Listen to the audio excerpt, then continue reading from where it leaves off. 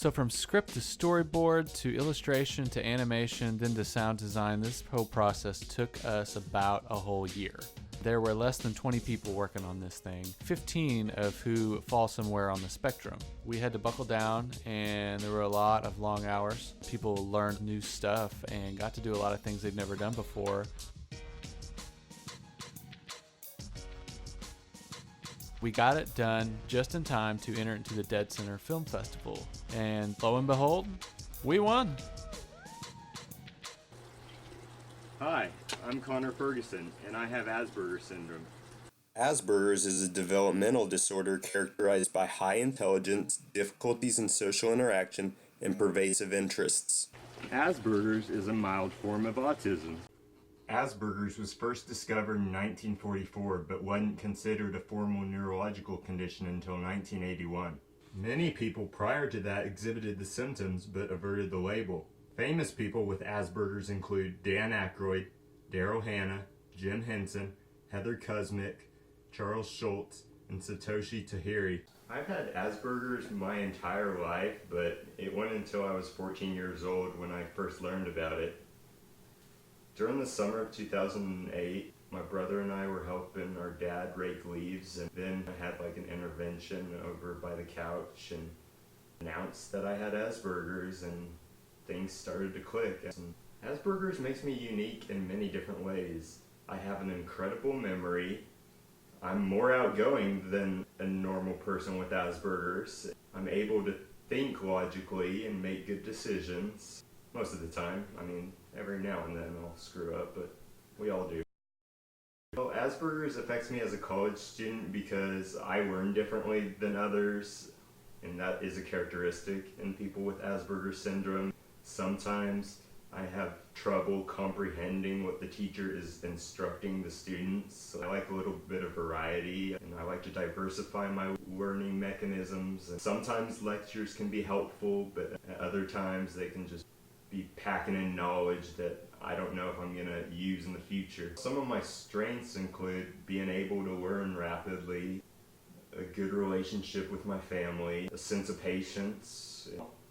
As social as I can be, I was never really the most outgoing kid growing up, and it took me a while to break out of my shell. Another weakness is just I can obsess about topics for long periods of time, but it's important to know about a topic if you're passionate about it.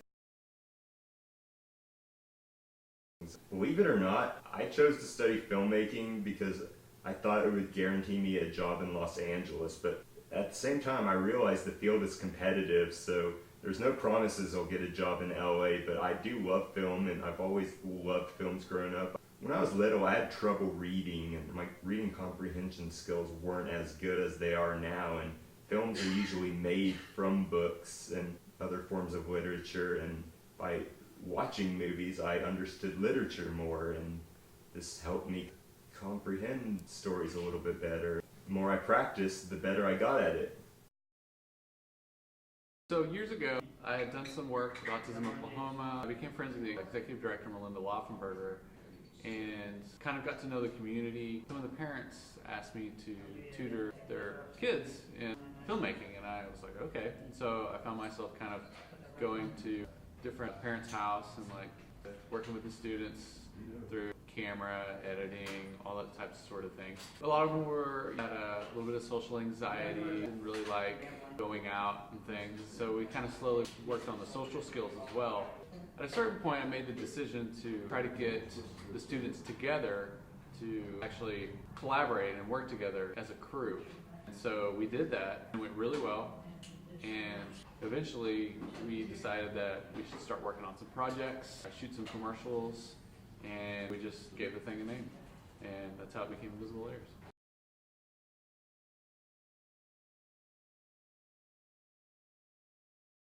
The most challenging part was I took a heavy workload while I was in school, and I had 2 jobs at the time. So I was going to school and bringing my Surface Pro with me, and Whenever I wasn't in classes or doing homework, I was sitting somewhere working. Were you happy with the results when you worked hard on this film? Did all that hard work pay off? It absolutely did. 110,000% all the work paid off. There's never a moment where I look back at the film and think, man, I shouldn't have done this. It's always, I'm so happy that I did it. And we just went to LA to attend a film festival there. The film has been amazing because we didn't know it would be as successful as it's been. It was our very first project doing anything like that. None of us had animated to the extent that we did, and it was just the first time for everybody. Our goal was to get into Dead Center Film Festival. To this day, we've gotten into Dead Center, we won Dead Center, we got into 5 film festivals and won 4 of them. And that's pretty incredible. A lot of people have heard about us, and we couldn't be happier with the results of our film. I've learned a lot about how to work with different film equipment, basically how to be a good member of the team. From what I've seen the impact of kind of the young adults on the spectrum that come through the program. I think one of the biggest is confidence.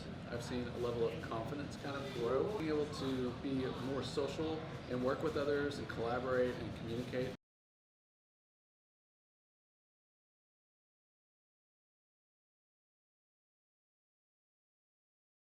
I was diagnosed when I was 2 years old and just gone with my daily life, even though I have it. Basically speech. I did occupational therapy all the way from elementary school through middle school. Schoolwork was a struggle all throughout my life, including high school. So we made an animated short film called Even in Death, and the film was kind of an outreach project because we wanted to include more members of the autism community to come in and kind of show off their talents and help us kind of make the film. So we recruited kind of people from the community who are on the spectrum, and we held 3 camps to teach each phase of the production. So we had an illustration phase, animation, and then sound design phase. It was a kind of an amazing experience because animation is a very difficult skill to pull off. I wasn't entirely sure we'd be able to do it. We had some pros come in and teach us how to do it. Jonathan Kelsch, Jerry Bennett with the artistry, helping to show us how to use Photoshop.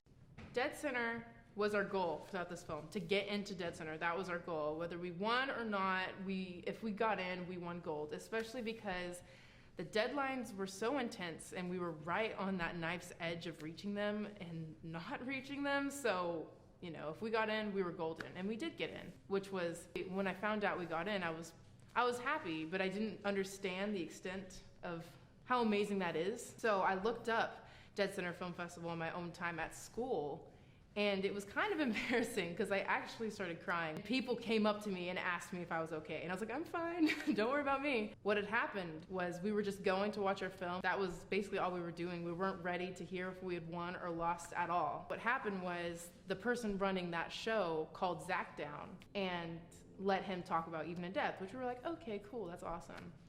So he talked about it, and then she nonchalantly mentioned, oh, you've won Dead Center before, because he has. He did a film called The Starvation Doctrine, which won Dead Center a couple years ago. And he's like, yes, I did.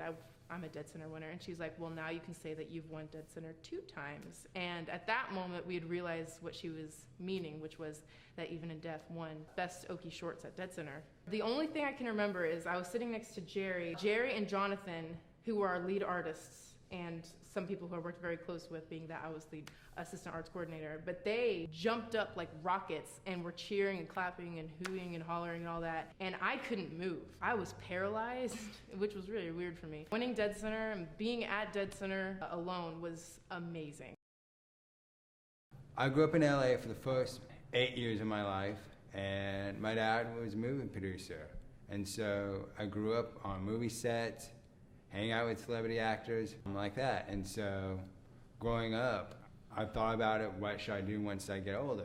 And making a movie is in my blood and my DNA, and I want to continue the Ferguson legacy. I feel like some people just aren't aware of my Asperger's and can never really understand why I have so many idiosyncrasies. I mean, even if they knew I had Asperger's, they feel like I'm making up an excuse for kind of doing weird things, but they really haven't been through what I've been through.